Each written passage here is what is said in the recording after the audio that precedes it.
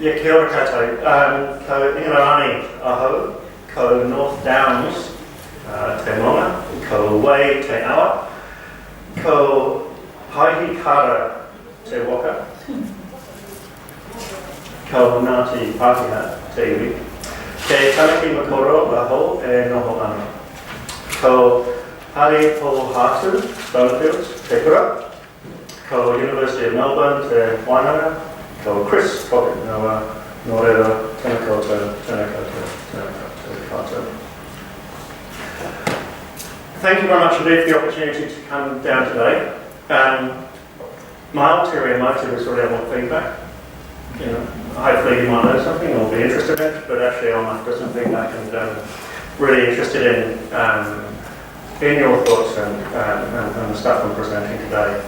So my interest really in this area was prompted probably about 10 years ago by taking on a role as Associate Principal at Stonefield School. We opened up in 2010, and it sort of coincided in New Zealand with the emergence of discussion around modern learning environments or innovative learning environments, injecting a relatively sort of unexplored spatial element into teachers' work.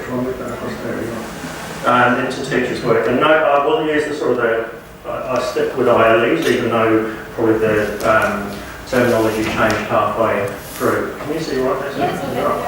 Yes. So it appeared to present really unique opportunities and challenges, especially in terms of professional practice and the nature of schools. And it's certainly been a very different experience to my own primary school teaching. I've taught for 20 years in England and in New Zealand. And so hence I really wanted to better understand the ILEs. But in particular, I was really interested in teacher collaboration. So I thought actually, from my experience at Stonefield, that was seen to be the thing that seemed really important and seemed to be the missing link in much of the discourse. So look, what I want to talk about today is about my the research project I've been involved in. I've been studying part-time at Melbourne University, and as Suzanne said, getting close to completion, but it is clearly a work in progress, so yeah, any feedback. So look, probably, the context for me is like, why collaboration? We're set in a sort of a context, if you like, of advancing pedagogical understanding, shifting educational priorities, and complex global transformation. And in that time, schools are being asked increasingly to provide students with contemporaneously relevant learning, teaching, curricula and experiences. And furthermore, the development of MLEs and ILEs acknowledge the idea that teaching and learning are both spatially influenced. And sometimes that space, I think personally, sometimes that spatial piece actually gets missed out. We think about buildings, but we don't think about space, and I'm sure Leon's going to talk about it this afternoon. But it comes very much from the idea, as people like Bradbeer and Massey have talked about, it's like space matters. Space matters to us humanly. And up to now, we haven't necessarily had to have a lot of discussion around that in education. And that's, I think, is the big key thing. So now what we're seeing, so space matters, it's a discourse that's been introduced into education, and it's introduced constructs such as learning settings, socio-spatial assemblages, spatial literacy, spatial competence, and affordance theory, which have been theories that have been around for quite a long time, but haven't necessarily been associated with schools. Of course, this is not the first spatial innovation that's happened in schools in New Zealand, and we need to remember this. Just in it's the latest, if you like, of incremental progressivism that's been including, it's included learning in homes, in whare, in one-room monitorial schoolhouses, in classrooms, in open-air schools. You've seen the pictures of open-air schools, absolutely fantastic. Open-plan schools, kura, and normal schools. This is one spatial innovation of a succession of innovations. But it's really important to see here, though, that this has received real mainstream support, from property or from MOE strategy, and a systematic rollout of spatially influenced environments, really, or sort of more thought-going-to environments that's ultimately aimed at improving student outcomes and performance. Whatever measures of outcomes you might want to refer to. But these come very much as sort of part of, under the umbrellas of sort of global drivers contributing towards educational change. Conceptualised as the knowledge society, complexity and uncertainty of global change, emerging wicked social problems, rate of change in technological capacity, and sort of disillusionment of physical and digital boundaries. These learners that we're having on classrooms or ILEs now, they're depicted as necessarily lifelong and digitally enabled and metacognitive, and their teachers facilitatory, networked and collaborative. And that piece of collaboration is the bit that I'm really interested in. What we see is that the fostering of, look at work by sort of people like Hattie and Stoll and Hargreaves, and Fulham, the idea of multi-level collaboration being instrumental in leveraging large-scale shifts in student educational outcomes. So there's kind of a level there, if you like, of collaboration. So there's a shift now in terms of how teachers are positioned professionally with a move towards more networked practices, deprivatisation of practice, and collective rather than individual responsibility for students. We see collaboration as a central element of contemporary or innovative approaches to learning, centering on what and how children should be learning, as well as the role that they are taking in their learning. For example, the idea of sort of student agency emerges really strongly through the literature as underpinning an aspirational approach for contemporary approaches to teaching and learning. And it's often articulated through concepts such as autonomy, self-regulation, choice, independence, and responsibilities. And it's sometimes realised through sort of independent learning plans, through contracts, through sort of student project-based learning. So innovation, this is one example of an innovation, if you like, that may take place at the sort of pedagogical core, to use the OECD word. But it often sort of means reframing what it is we've been doing in schools. Rachel Bolster talks about this idea of unbundling. So unbundling a lot of the stuff that's been happening in schools and sort of trying to reconceptualise what that might look like. Undoubtedly, in this sort of discussion, there's this idea of pedagogy being innovative suddenly, and I was just talking to Noreen before that, we've had, for example, computers in schools since when I was at school, 40 years. That was probably the last big thing that we had in schools in terms of an innovation. Yet for some teachers, that hasn't caught on yet. There are some schools and some classrooms you can walk into where you won't see pedagogy impacted by that, really, really impacted. So it's an interesting, it's an interesting parallel. Innovation doesn't necessarily mean better, and we have to be careful, like we talked about this morning, to reducing this to a sort of a binary kind of debate. We know that collaboration is also central to ILEs. These sort of progressive and more relevant socio-spatial settings are considered to be more appropriate for 21st century learners than traditional classroom-based activities and environments. We're thinking about schools that have got different zones for whether it's presentation or making or collaborating or reflecting, for individual learning, group learning. Probably most noticeable and where collaboration comes in is the scale. We're talking about upscaled environments, so generally, it's not just one teacher with one class, it's possibly 3 teachers sharing responsibility for 90 or 100 learners. Now, collaboration, I've found, is a wonderfully slippery piece of language. What I mean there is that everyone thinks they know what it means and can have a conversation with somebody else about collaboration, but they may actually be talking about 2 or 3 or multiple very different things. So there's been a lot of work that has looked at the idea that collaboration has been a perennially challenging concept for writers and researchers to actually articulate and define with any consistency whatsoever. And this becomes a real issue, and it's probably been highlighted through the research. I don't know if you know, when you go through the airports, the bookshops always have these Harvard Business Review books. Have you seen those little coloured little volumes? And there's one on collaboration. I guarantee you, if you look through it, you won't find out what collaboration is. There's a whole set of writers who've written about collaboration, but nobody actually defines what they mean by it. So there's lots of very assumed concepts. So collaboration seems to sort of suffer from a bit of an identity crisis, and it's often referred to, but actually what people are talking about is cooperation, or coordination, or coagulation, which I've learned as well. I'll come back to coagulation later. The idea of collaboration, when you look back at the work where collaboration started becoming more prominent, and collaboration historically is a much newer concept than cooperation, for example, but it is very much to do with collective problem solving around something, and Gray's definition, I think, is a really good one, but it's about people working together through exploring differences to come up with something, a solution that goes beyond their limited vision of what is possible.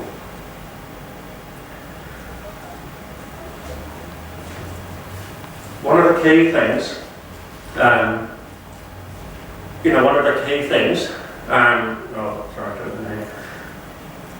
does that ring true with collaboration? Is that what you think collaboration might be? But that's not often what people think about it. Often there's still a sense of sharing stuff and being nice to one another and being highly collegial. And anecdotally, talking to teachers, it seems that when there's more than 2 teachers in a room, there's a sense that people are collaborating. But I don't think that's just about teachers. The collaboration is happening, just physically because you are here. Teacher collaboration has had multiple guises. You know, we've got different areas or different concepts where collaboration has been a focus or an element of it, whether it's through data teams or communities of practice, you know, teacher professional learning communities, or team teaching, co-teaching, through to sort of just task and project groups. So there's lots and lots of literature where collaboration is referred to at different scales. But one of the sort of really interesting aspects is that of many of these activities that go on, they're the sorts of things you go to, you do your activity, and then you leave and you go back to your classroom. So you go to your professional learning group, you go to your team meeting, you go to your partner meeting, you do some collaboration, and then you go back. So often with collaboration, it's appeared to be a visited activity. So a visited activity that you go and you may take part in something for a fairly short period of time before going back into your own classroom and doing your own stuff.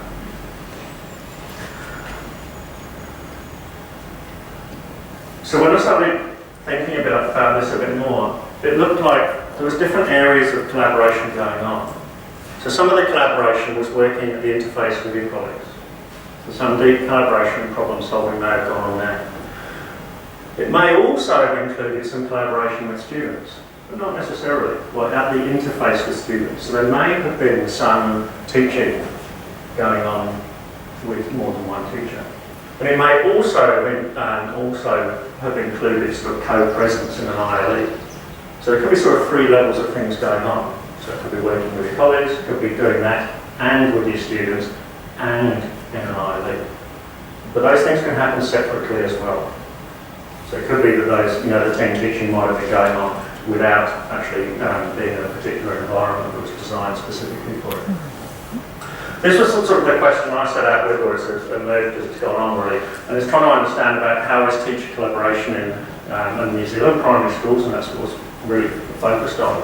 How is that sort of pedagogically and spatially theorised and conceptualised and understood and enacted? What does it look like at 9 o'clock on a Monday morning? The design of the study was in sort of 3 phases, sort of going through the literature obviously, then I went out to then talk to a number of sort of experts and school leaders. So I had 3 phases. It's a bit small actually, but phase 1 was going out and visiting and meeting 17 different people and interviewing them about ILEs, about teacher collaboration. Phase 2 I then went out to work with 6 schools for about 3 days each and worked with a team and collecting data for observation, through photographs, through group interviews and through student interviews. And then I picked out 3 of those schools, the ones that I thought were going to be the most revealing, the most useful, and went back to those schools probably for about 4 weeks, 4 or 5 weeks each over the course of time. I was quite intrigued by how people find their case studies, how people actually find the schools that they do. So I used an idea called reputational site selection, where I sort of essentially crowdsourced from my 17 early participants, where would I go and see this going on? And I kind of got sort of crowdsourced all the different schools and the names of schools where they thought, oh, teacher collaboration's going on here really well in an ILE. Put together a list and then drew up a wonderful list there to go out, and it helped me find places that I didn't know about. Obviously, it introduced me to some new ones, and took me to some I recognised already. I started off with just 6 people to start with in that first phase, and then I sort of just used the snowballing strategy to keep going until I didn't hear anything new.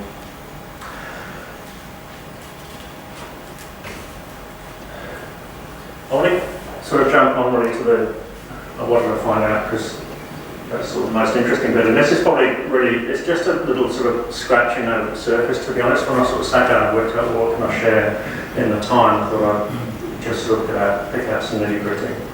It seemed to me that there were sort of 3 areas where that was leading the idea around teacher collaboration. There was an idea around an approach to learning, so the sort of notion of 21st century learning, agency, more sort of towards self-management, was leading towards an environment where collaboration was highly sought.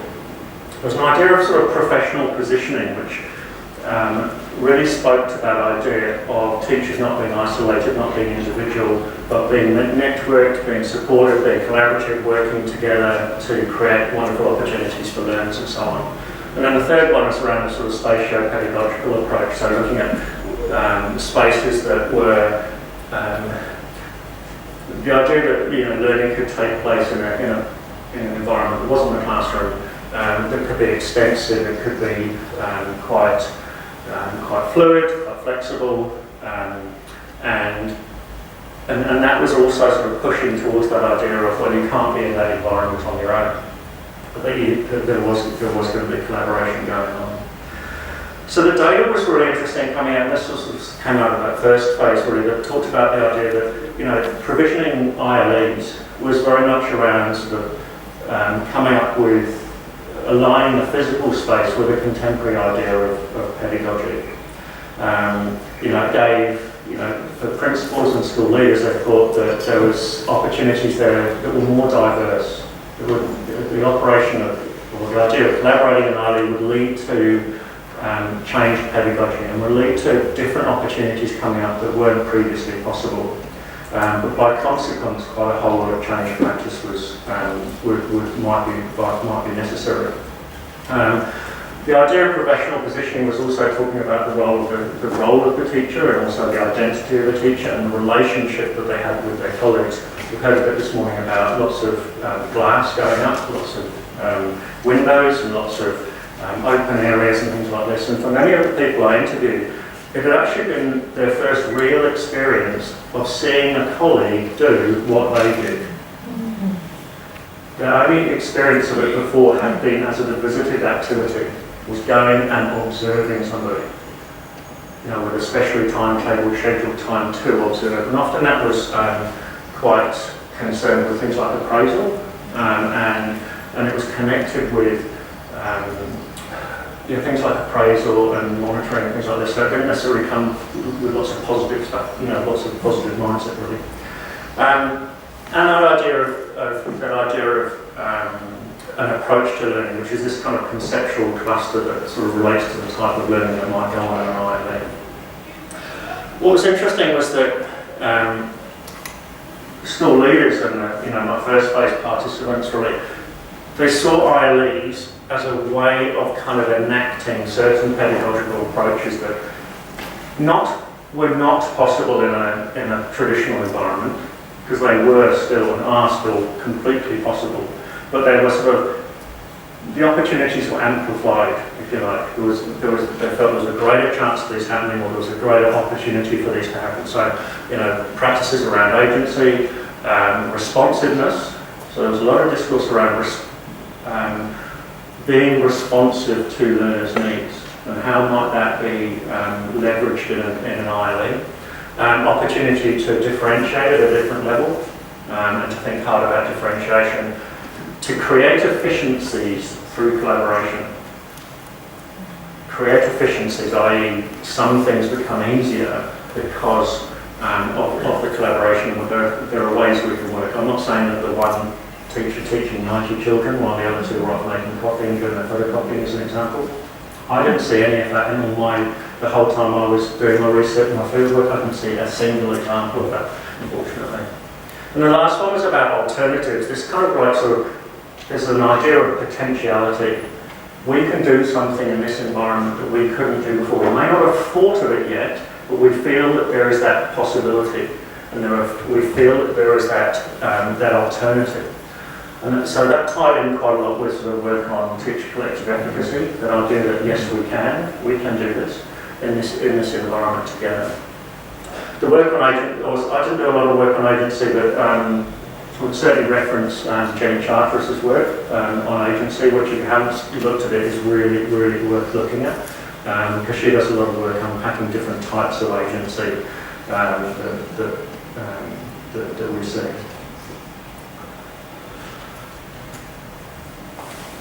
The realities, sorry, this text is a bit small, isn't it? Yeah. So the realities though, yes, there was lots of aspiration and there was lots of ideas of what teacher collaboration might do, but there were also some realities, and some of those were at personal level and interpersonal level. And I think somebody spoke this morning about the conversations teachers need to have with one another, and building capacity in teachers to have tricky conversations. That's huge. I know that's something we find at Sliding Fields as well. That's almost the number one thing. If you can do that, you've nailed it. So we wanted to, so the findings came out around, in that first category was things like awareness of self, attitude and willingness to collaborate, and adaptation to a shared space, recognising as a shared space. The idea of team functionality was really interesting because it was around team dynamics. It was around how do you form and maintain teams. For leadership teams, that's challenging. Deciding who's going to be together, and then adjusting to that openness. And thirdly, it was around how do you develop, what's the pedagogical approach you create, and what are some of the systems and structures that you create that underpin it. One of the interviewees I spoke to early on, they said, you know what, I never realised how much structure was required to be completely flexible. And that was one of my first respondents, the first interviews I did, and it stuck with me ever since. So when people say everything's unstructured and all this, it's like you have no idea. There's so much stuff going on underneath. And we know with structure, and I've been interested in Gibbon's work on structuration theory. The more structure you have, the more it can impact on the agency. And as teachers, can impact on your agency. But we also need structure to confine agency. We need structure to build, to be agentic in as well. So there's a sort of a bit of a tension. In the next bit, I started looking at 4 sort of areas. And how much time? You've got 20 minutes. 20 minutes, that's good. Last week I was at the conference in Melbourne and I was in charge of being the timekeeper. Terrible responsibility. Everyone thought I was really unpleasant as well as the one with the sign. When I sort of boiled it down, and especially got out and about into schools, looked at very much sort of 4 different sort of interfaces going on. So there's an interface with teachers, so there are opportunity to teach together. The enabling practices, those structures and things that go on. The idea of spatial innovation. But the 4th one was around sort of what I called navigating the arranged marriage, and the interpersonal bit. I'll come back to this. These are some of the things that from the initial responses seemed to be things that came out as things that might support would support what was going on. You know, that idea of having a shared language of learning and shared structures, shared understanding of what learning is here. An understanding of co-teaching strategies, I'll come back to that later, or co-teaching and team-teaching strategies. Having flexible and alternative methods of grouping. I think somebody spoke this morning about mathematics and how do you group children. And I came across a multitude of different ways that teachers would group students or not group students. The idea of mobility and just-in-timeness came over really strongly, that idea of responsiveness. And some of the teams that actually set up practices so they could be responsive. They actually had people who were roaming or floating who could be very responsive as was needed. And then thirdly, sort of practices that sort of really engendered a feeling of a sense of community and belonging. You know, when you've got a bigger community, a larger number of students, a larger number of people, if you weren't careful, teams thought that if you weren't careful, you could lose that. You could lose that sense of identity and belonging. And I think that's something that comes out of parental concerns as well. That one of noise and my child's going to fall through the gaps. One of the particularly interesting things was, in the literature it talks about ILEs encouraging team teaching or co-teaching. I'm sort of using the word co-teaching. Team teaching has been around for years. Team teaching has been around since the end of the 1940s, when you look at it. And then if you really, particularly in the US, when schools were being built post-war and trying to build very, very fast for a much larger student cohort, and trying to have master and apprentice kind of model set up. Co-teaching, when you start thinking, are you familiar with some of the co-teaching models, the sort of station teaching and alternative approaches, and the one teacher teaching and one observing, and one teacher teaching and one having a cup of coffee, those types of approaches. This came out of, that's not real, I'll make it up just to see if you're awake. This came out of special education. So team teaching sort of dies a death a bit in the early 70s, and it gets picked up by special education literature and special education field, where the idea was that you had a special educator and a general educator in a classroom as a way of mainstreaming students. And so this sort of, when you look at co-teaching, it's quite interesting because that's the body of literature you're drawing from. And the idea was that there wasn't very much independence going on. I love these illustrations, but... Could you explain the difference between the third one and the fourth one? Is that the third one? Yes. Okay, third one is you've got two people doing exactly the same thing. I'm sat there with my class, you're sat there with your class, and we're doing the same thing.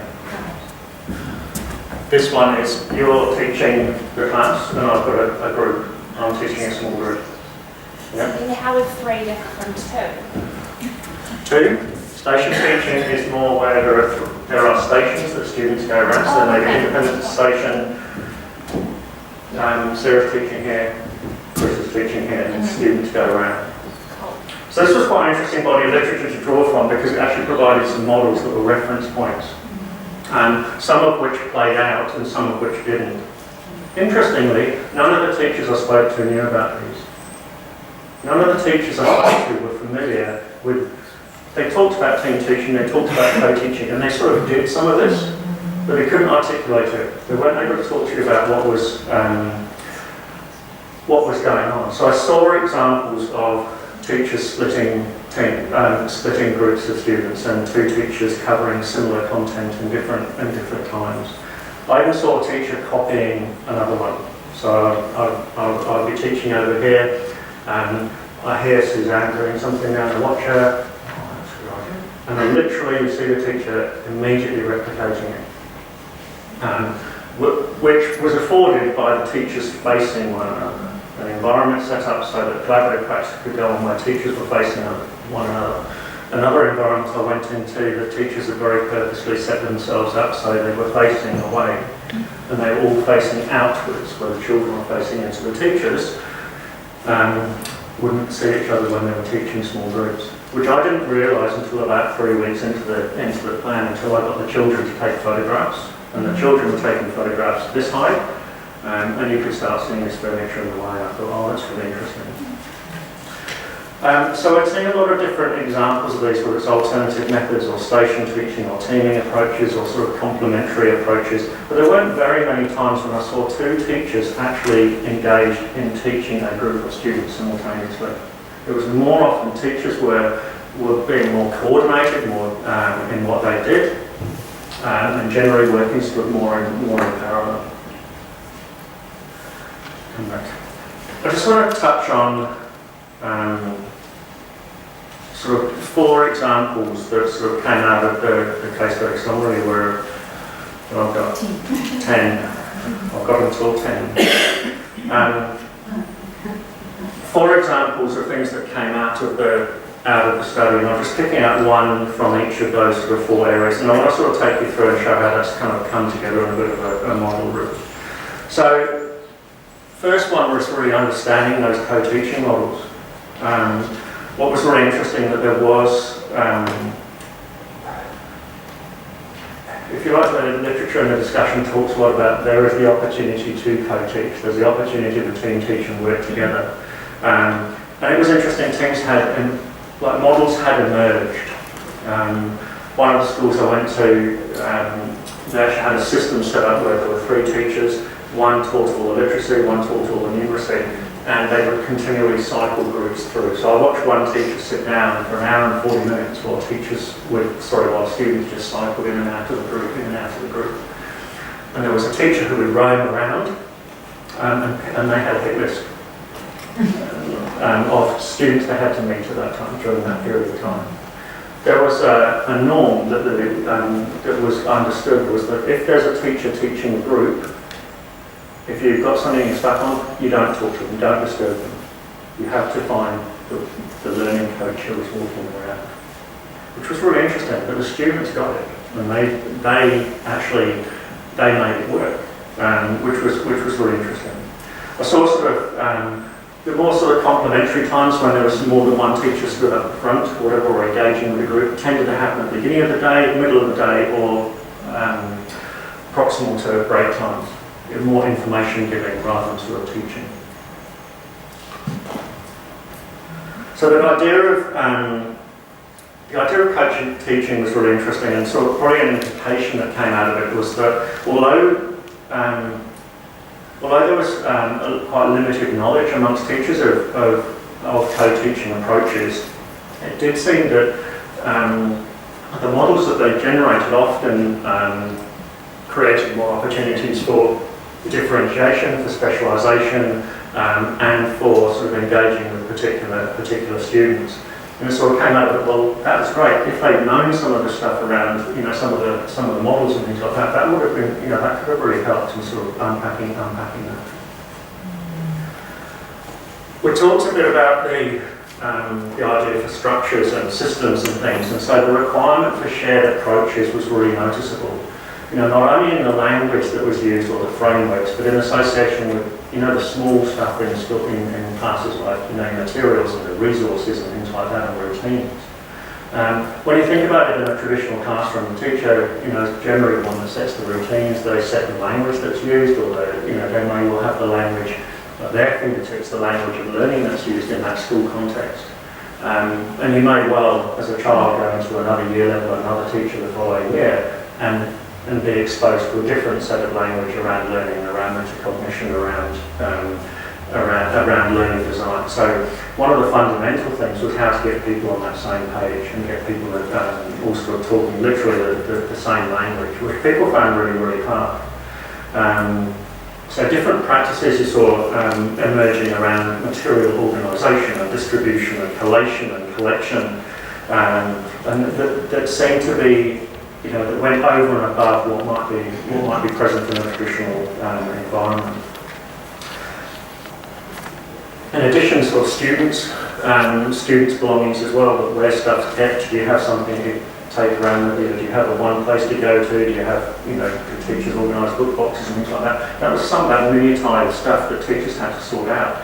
And probably what became apparent was that, especially in the early days, teachers would spend a very, very long time working out some of that stuff, that organisational, structural stuff, took a long time to do, at the expense of thinking about space.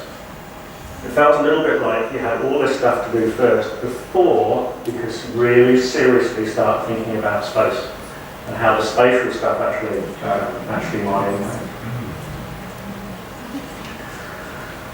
One of the sort of guiding principles of desirable in ILEs is the extent to which space can be designated or space can be used for different types of activities. You know, that idea of breakout spaces or spaces that are particularly designed with different acoustics or presentation or collaboration or whatever in mind is very much something that sits at the base of the ILE sort of discussion. It's quite interesting going to schools who've done a lot of work on this. There's one of the schools I went into where different parts of the environment were colour-coded to different activities. There was a breakout space that if you wanted to work individually, you went there. If you wanted to work collaboratively, you went into this one. If you were going to do wet stuff, science, art, whatever, you went there. The teachers talked about their flexible environments. I was thinking they're actually really purposeful environments because it's very strongly articulating what you do and the activities that you do when you get there. What was really interesting in this particular context though was that the teachers weren't overly collaborative. One of the teachers actually did their own thing with their class and didn't actually mix with the other two class units in there.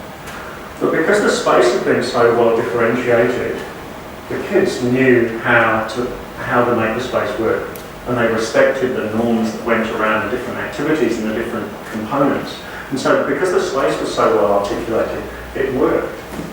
And I thought, oh, it'd be great when there's a teacher in here who can actually collaborate and work nicely with the others. But the kids did it in spite of them. So that was a really interesting, that was something that came out. But that idea of designation and differentiation of space was really strong.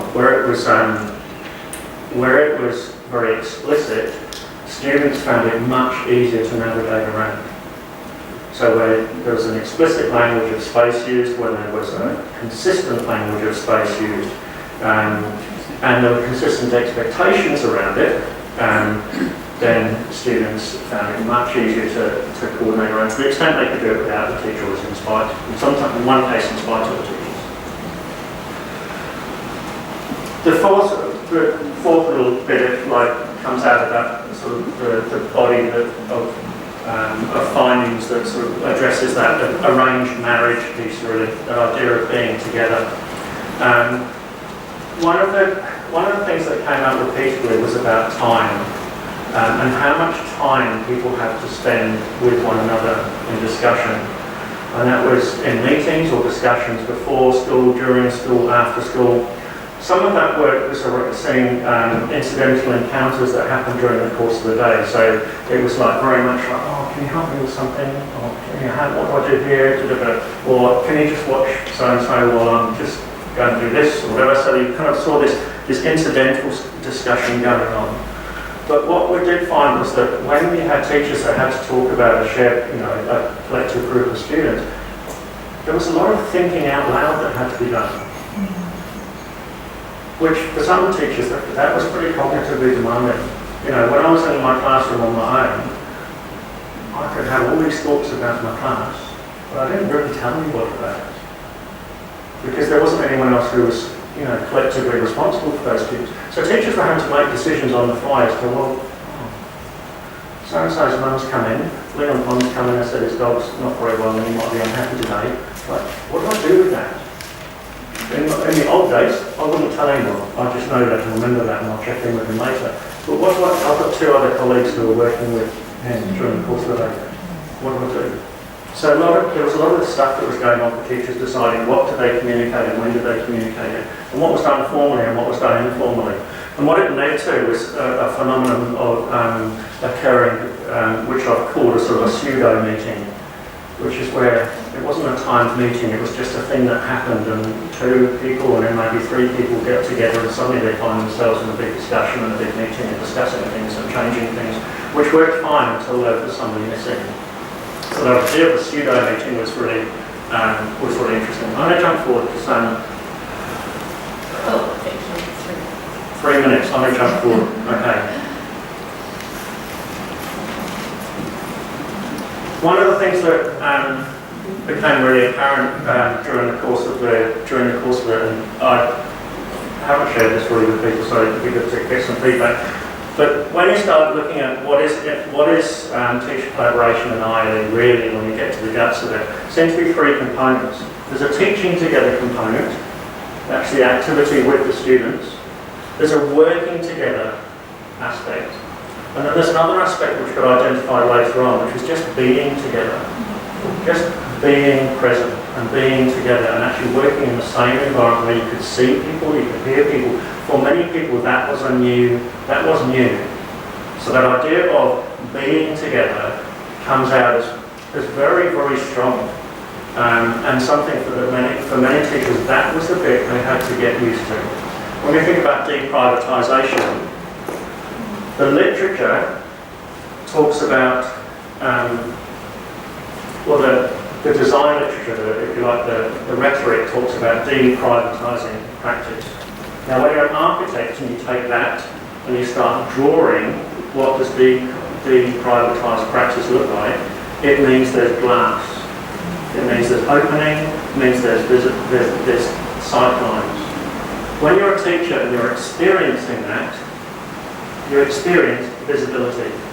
You experience people can see my practice and they are seeing what I am doing. And some people adjusted their practice because of that, and some people didn't.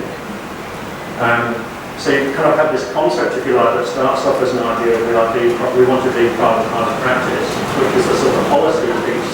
By the time it gets to be experienced by a teacher, it's like, actually people can see what I'm doing. And you hear that language of goldfish bubble and the goldfish bubble.